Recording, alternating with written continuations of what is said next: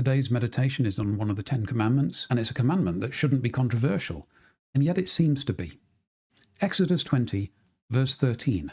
You shall not murder.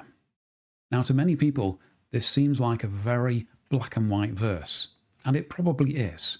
Murder is illicit killing. Now, we do see in the Bible that God specifically permits certain types of killing. There were capital punishments in the Old Testament in particular, and he sanctioned war. But murder has never been okay in God's book. In fact, Jesus expands on this further and says that we shouldn't even be angry with our brothers, because in doing so, we're murdering people in our hearts. And God doesn't want this for us. He wants us to have pure intentions towards everyone. So what does that mean on sensitive subjects like abortion? Well, it's fairly clear, isn't it? If we look through the Bible, life comes from God, and God insists that he is in charge of life and death. And so is it ever right to commit abortion? There are some circumstances in which there may be no choice, where the life of one or the other, mother and baby, is risked. But as a broad principle, it's pretty clear. Don't murder, God says. He generally doesn't say it's okay to kill people. And if we say that a baby in the womb isn't a person yet, well,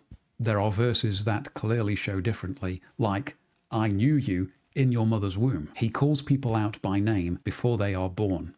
God is the author of life, and except in very specific circumstances, he is not willing to delegate his authority over life. So yes, this can be controversial today, but it's in our Bibles, and it is a principle that we see throughout, from the start to the finish. Whatever we do, however we treat people, we must always defer to the maker of life.